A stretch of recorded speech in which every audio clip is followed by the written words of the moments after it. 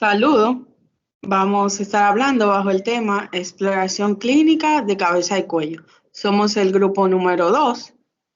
Los integrantes de este grupo, Yesira Suero, Eliu Capellán, Alesa Rojas, Lurisa de la Cruz y Ángela Torres. Para así estar iniciando, vamos a estar hablando en base a la exploración de la nariz, pero antes vamos a definir el concepto de nariz. La nariz, en cuanto a la exploración física, es un órgano medial y es simétrico. Esta puede variar, depende al individuo, pero no siempre tiene significados patológicos. Puede ser normal esa variación. Sin embargo, nosotros podemos tener algunos valores semiológicos que no se deben observar durante la exploración física. También aquí nosotros vemos en pantalla lo que son los cornetes superiores, los meatos superiores, los cornetes medios, el meato medio, el cornete inferior y el meato inferior. Los huesos propios de la nariz, el cartílago, el tabique nasal y el hueso maxilar. La exploración clínica de la nariz. ¿Qué se va a explorar en la nariz? ¿Qué podemos buscar? La exploración física consta de 3 pasos, lo cual está conformado por la inspección, la palpación. En la nariz no se percuten porque es una zona sensible, tiene mucha vascularización también. Entonces podemos decir que la inspección de la nariz, la palpación del esqueleto nasal, palpar los senos nasales como son los frontales y los maxilares, en los 2 lados, tanto derecho como izquierdo. Inspección del tabique nasal que esté centralizado en los 2 lados. Inspección de los cornetes de los 2 lados, es decir, las 2 cavidades que pueden ser observables de forma externa. La exploración de la nariz consiste en 2 divisiones, lo cuales son exploración externa y exploración interna. En la exploración interna vamos a ver la inspección de la nariz, la palpación de los senos nasales. Pero en cuanto a la exploración interna, que es la más profunda, se van a utilizar ciertos instrumentos, los cuales son una linterna nasal, un espéculo nasal y una transluminación de los senos paranasales, para así ver algunas patologías. En cuanto a la exploración externa, consiste en buscar esa inspección a través del primer paso. Lesiones pueden ser traumáticas, lesiones de la piel, edema, defectos congénitos. Inspecciones de los orificios nasales si están simétricos, si hay una buena implantación del folículo piloso en esas cavidades y también si la mucosa está bien humectada. Se coloca el dedo en el orificio de la salida para impedir al paciente que inspire. También se valora la permeabilidad de las fosas nasales. Aquí podemos ver en pantalla cómo es que se hace la palpación tanto de los senos frontales como del maxilares. Y más arriba vemos cómo están ubicados. Se dice que una inflamación de esto vendría siendo lo que es la sinusitis, cuando esos senos se ven inflamados, tanto el frontal como el maxilar. Existen 4 tipos de senos, que está el frontal, el etmoide, el maxilar y el esfenoide. Los más observables pueden ser estos 3 que se presentan en pantalla. En cuanto a la exploración clínica de la nariz, una parte más interna, se le pide al paciente que coloque la cabeza inclinándola un poco hacia atrás. Se colocan los dedos de la mano en la cabeza y el dedo pulgar en el vértice de la nariz. Luego se observa con una luz, el cual se puede ver todo hacia esa cavidad. En la otra parte podemos ver una exploración con un espéculo nasal. No se puede hacer esta evaluación de la nariz con un espéculo otoscopio, no es lo debido. Para evaluar las estructuras nasales, sino que vamos a utilizar este instrumento de una forma correcta. Hay que sujetarlo con la mano izquierda, introducirle la fosa nasal en posición vertical, uno hacia arriba y otro hacia abajo. La pala tiene que estar ubicada en 1 centímetro del vestíbulo nasal. Esto que nosotros vemos aquí en pantalla es una patología que se llama pólipo nasal. Es una patología frecuente y es benigna. Puede optar por una cirugía. En cuanto a la transluminación de los senos nasales, hay que proceder en una habitación oscura a hacer esta evaluación utilizando una fuente de luz muy intensa que se ponga en la cavidad oral en el paciente a un lado del paladar duro. De esa forma también se puede observar. La forma normal es que debajo del pómulo del ojo se coloque la luz y se pida al paciente que abra la boca. En esto que vamos a buscar en la normalidad que se va a ver una sombra en ambos lados. Cuando hay un líquido o alguna masa o algún engrosamiento de mucoso del seno, la sombra es más pequeña. En cuanto a los senos frontales y los maxilares y los etmoides, esto lo que quiere decir es que contienen aire, los senos contienen aire. En cuanto también a que luego de la parte que están ubicadas debajo de los cornetes, se abre una comunicación que va hacia los senos paranasales y esa comunicación se le llama meato. Meato superior, meato inferior y meato medio. El hueso del cornete, el tejido cavernoso y el epitelio respiratorio, que ese epitelio está inervado por el nervio olfatorio. También la nariz está inervada por algunas ramas del trigémino. En cuanto al aspecto patológico que se puede observar en el examen físico de la nariz, es la rinofima, que es cuando se agranda las glándulas sebáceas o el tejido blando, ocurre lo que es una hiperplasia. También esta patología es frecuente en alcohólicos crónicos. Está lo que es la nariz hundida o en silla de montar. Eso es una patología muy frecuente de la sífilis congénita. Puede ser debido a una obstrucción del cartílago nasal por esa bacteria que lo está provocando. En cuanto a la necrosis de la punta de la nariz, la asimetría de los orificios nasales puede ser muy evidente, indican una desviación del tabique nasal y también puede dar una obstrucción del paso de aire. Está lo que es la ricuorrea, que es la salida de secreción en un aspecto de agua o cristalino, lo puede dar el neumococo. Esta bacteria puede estar provocando esa secreción. Gracias, cuánto de mi parte. Bien, ahora yo le estaré hablando sobre la faringe y la laringe más adelante. La faringe, esta es la continuación hacia posterior de la cavidad oral y las fosas nasales. Este corresponde a un tubo muscular que se ancla desde la base del cráneo hacia el inferior hasta alcanzar el cartílago cricoide que está a nivel de C6. Este mide aproximadamente 15 centímetros de largo. Se le da positivo. No, está bien, déjala ahí. Entre la faringe encontramos que este se divide en nasofaringe, orofaringe e hipofaringe, como vemos aquí en la imagen. En la nasofaringe, que estaba desde la base del cráneo al paladar blando. En la orofaringe, este va desde el paladar blando a la epiglotis, que este se va a encontrar a nivel de C3. Y por último, la hipofaringe o laringofaringe, este va desde la epiglotis hasta el pliegue inferior del cartílago cricoide, que este lo vamos a encontrar a nivel de C6. Ahora sí puedes pasar la diapositiva.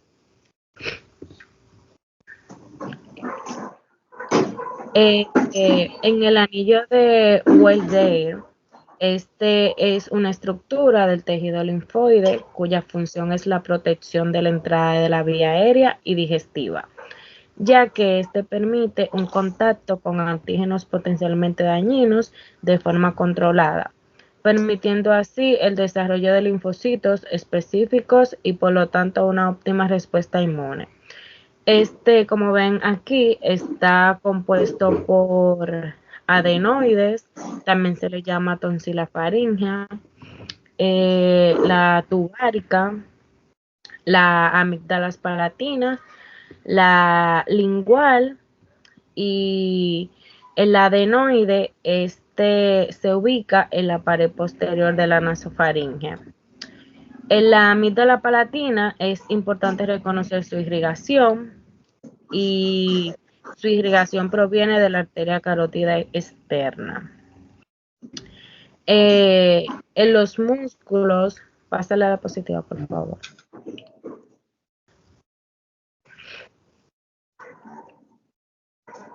La faringe es una estructura móvil y esta está compuesta por una red muscular que cumple la función de deglución y protección de la vía aérea. Entre los músculos encontramos los músculos extrínsecos o dilatadores, que al contraerse eleva la faringe. En ese encontramos el estilofaringe, el palatofaringeo y el salpiofaringeo. Entre los músculos intrínsecos o constrictores, que estos son los responsables de la fase faríngea, de la deglución, está el constrictor superior, el constrictor medio y el constrictor inferior, que aquí podemos observar cada uno de ellos. Pasa la diapositiva. Ahora bien, le estaré hablando sobre la faringe. Macroscópicamente se divide en 3 regiones, en la supraglotis, glotis y subglotis. La supraglotis, su límite superior está dado por el borde superior del epiglotis, los pliegues epiglóticos, los cartílagos, entre otros. La glotis, contiene los pliegues vocales verdaderos, y en la subglotis va desde 1 centímetro bajo el pliegue vocal hasta el borde inferior del cartílago cricoide. El esqueleto laríngeo, está unido superiormente al hueso hioide, que tiene forma de U y se une por una serie de ligamentos y músculo de la base del cráneo y la mandíbula. Posee 3 cartílagos impares, que tenemos el tiroides, el cricoides y epiglotis, y 3 cartílagos pares, que está el aritenoides, cuneiformes y corniculado. Entre los más importantes encontramos los cartílagos tiroide, el cartílago cricoide, y está el epiglotis y los cartílagos aritenoides. El tiroides está formado por 2 láminas que se unen formando un ángulo hacia una escordatura en su parte superior. El cricoide es el único cartílago completo de la vía aérea, de ese específicamente. El epiglotis está formado por fibrocartílagos con forma de raqueta. Pasa la diapositiva, por favor. Entre los músculos encontramos los aductores, que se encuentran en la aproximación de las cuerdas vocales. Los abductores, que separa las cuerdas vocales, y también encontramos aproximación de cartílagos y tiroides y cricoides para lograr tonos agudos, que encontramos el cricotiroideo. Pasa por en la evaluación clínica de la laringe encontramos la nasofaringolaringoscopía, la telelaringoscopía y la laringoscopía directa. En la nasofaringolaringoscopía Este se realiza por medio de una óptica flexible de diferentes diámetros. Este se ingresa a través de una fosa nasal y permite la visualización de las fosas nasales, la rinofaringe, orofaringe, hipofaringe y laringe. En la telelaringoscopía, se introduce de frente al paciente, traccionando la lengua, colocando en la pared posterior de la faringe. Y esta zona óptica puede ser recta o curva, lo que permite una mejor resolución de la imagen. Por último, pero no menos importante, está la laringoscopía directa, que a diferencia de los procedimientos anteriores, este debe ser realizado en pabellón bajo anestesia general y este tiene ventaja de ser diagnosticado de alta calidad y terapéutico. Siguiente.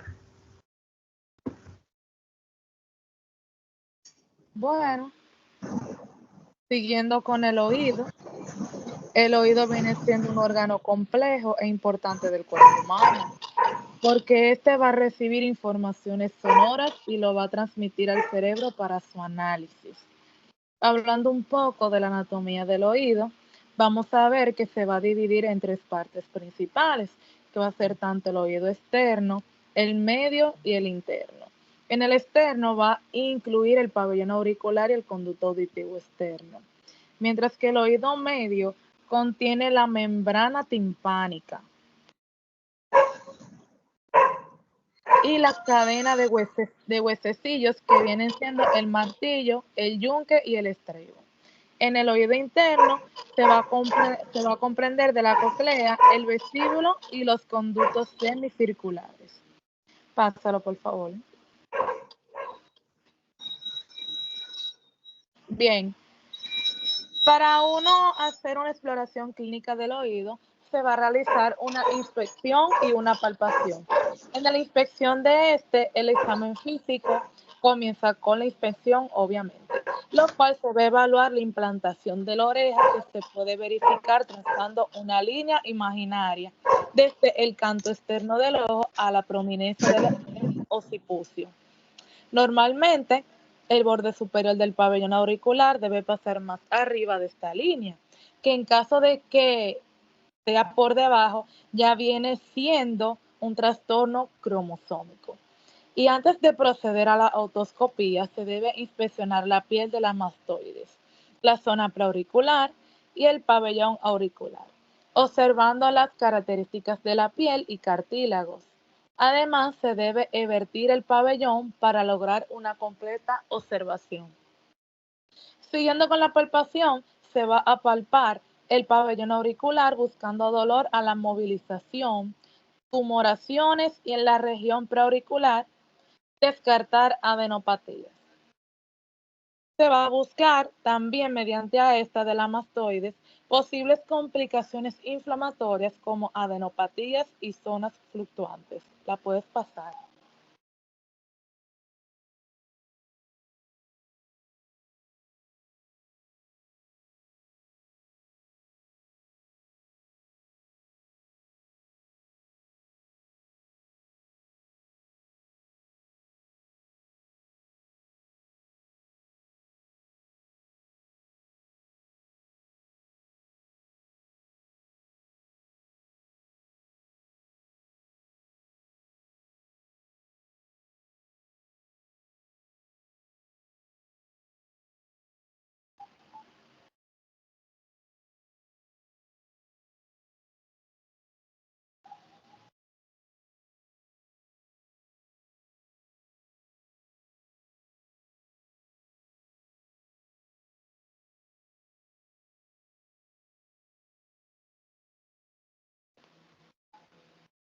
Bien.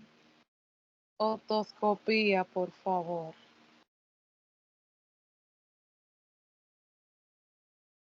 Devuélvelo. Ahí. La otoscopía va a permitir examinar el oído externo, lo cual va a ser el pabellón auricular y el conducto auditivo externo. También la membrana timpánica e incluso inferir la normalidad o anormalidad del oído medio. lo cual su objetivo va a ser detectar desde infecciones a otras patologías del oído de una forma fácil y sencilla, sin generar molestias para el paciente. Para realizar este procedimiento se va a requerir una adecuada iluminación y un espéculo auditivo, lo cual se va a tener en cuenta la iluminación, que puede ser de tres formas, que puede ser un espejo frontal, puede ser una luz frontal o un mango con iluminación. Entonces, en la otoscopía se va a evaluar el conducto auditivo externo a ver si hay una presencia de serum, una inflamación, infección o lesiones o cuerpos extraños. En la membrana timpánica vamos a verificar el color y la transparencia, lo cual un tímpano sano normalmente es de color gris perla y traslúcido. Un cambio en el color como enrojecimiento o opacidad puede indicar infecciones o inflamaciones.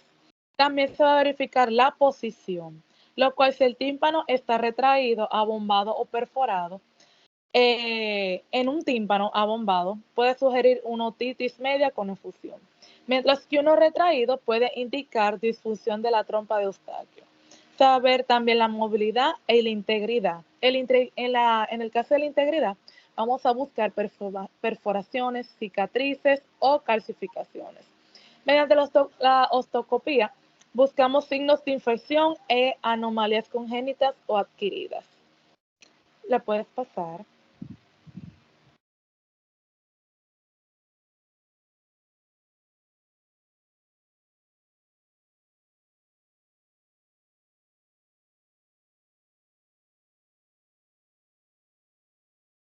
Ok. Aquí podemos ver los hallazgos que son más frecuentes de ver en el conducto auditivo externo, que pueden ser cerumen, pueden ser dermatitis y otorrea. La otorrea, como pueden ver en la primera imagen, es una descarga líquida en el conducto auditivo externo, que puede ser hemática, como la que está al lado, que tiene el nombre como otorragia, o purulenta, como puede ser la primera de abajo, que viene siendo ya en presencia de una infección de hongos, la cual puede ser cerosa o acuosa. Claro está que si es de muy mal olor, orienta a infección por germen atípico. Y si pueden ver que hay presencias de manchas negras, esta va a decir que va a ser una infección micótica. La otorrea puede ser por otitis externa o otitis media, que a través de una perforación en la membrana timpánica drena hacia el conducto auditivo externo. Y si es acuosa, puede corresponder al líquido cefalorraquídeo, en cuyo caso que se denomina otorraquia.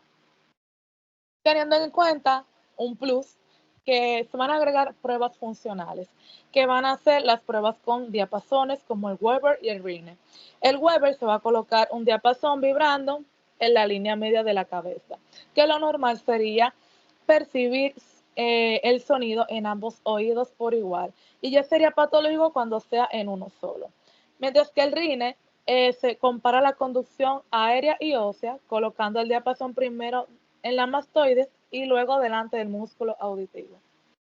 Que lo normal es que la conducción aérea es mayor que la ósea. Entonces, en el caso de que sea patológico, viene siendo lo inverso. Hasta aquí mi parte.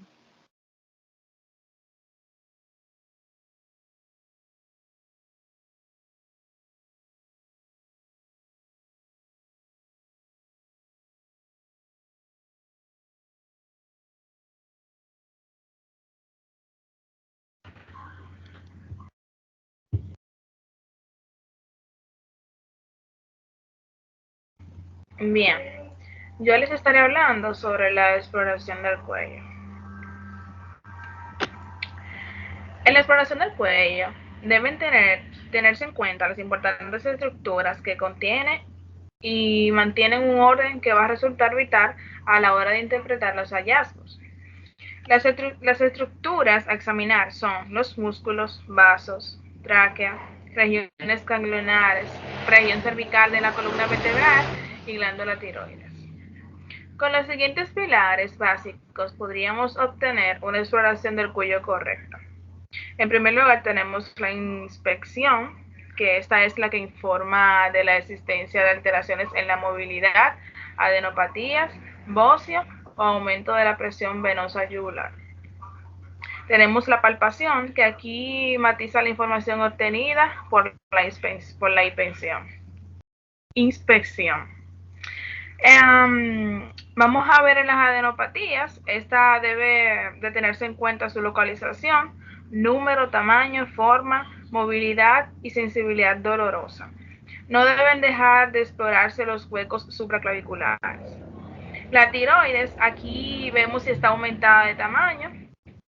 Hay que valorar también su simetría, consistencia y la presencia de nódulos. El latido carotídeo, aquí se considera su volumen, morfología y simetría. Y por último, la auscultación. Aquí buscamos posibles soplos carotídeos en pacientes mayores de 65 años. La siguiente diapositiva.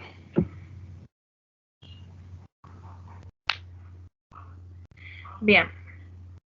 En la imagen de la izquierda observamos un abultamiento. Bueno, en la flechita negra, aquí vemos un abultamiento anterior del cuello por la presencia de un aumento del tamaño de la glándula tiroides.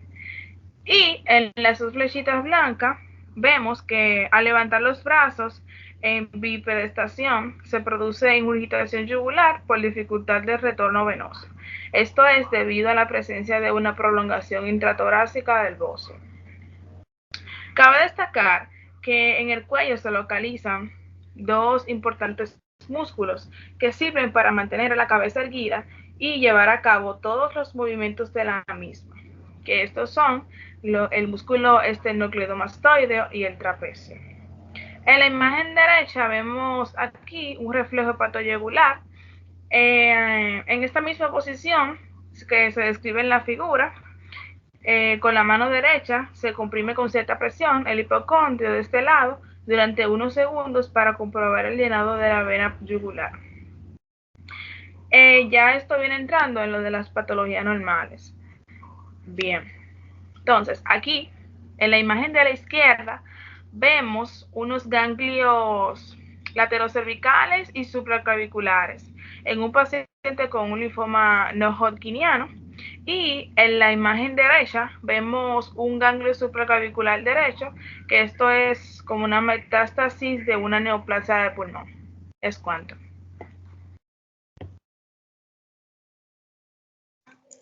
Bien, y ahora yo continuando, estaré hablando de lo que es diagnóstico por imagen. Con respecto a diagnóstico por imagen, empezaré hablando de lo que es una radiografía. La radiografía consiste en una imagen plasmada en una lámina, haciendo refracción de lo que vendría siendo la estructura que se quiere inspeccionar.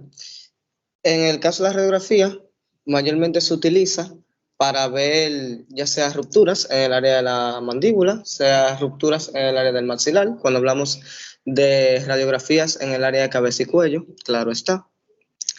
Pero, a diferencia de otros métodos, la radiografía no siempre es eficiente, ya que cuando se enfoca en una área muy aproximada a lo que sería la bóveda del cráneo, disculpen, se pueden ver no solamente los huesos como los cigomáticos, sino que también se pueden ver los huesos que se encuentran detrás de ellos, como el hueso etmoides, entre otras estructuras, y suele ser confuso el poder identificar algunas patologías o problemas como rupturas. Ya para hablar o ver una imagen más clara, se utiliza lo que es la tomografía craneal. El método de la tomografía consiste en un sinnúmero de imágenes que se dividen en cortes para tener una percepción más clara de la estructura que se quiere observar.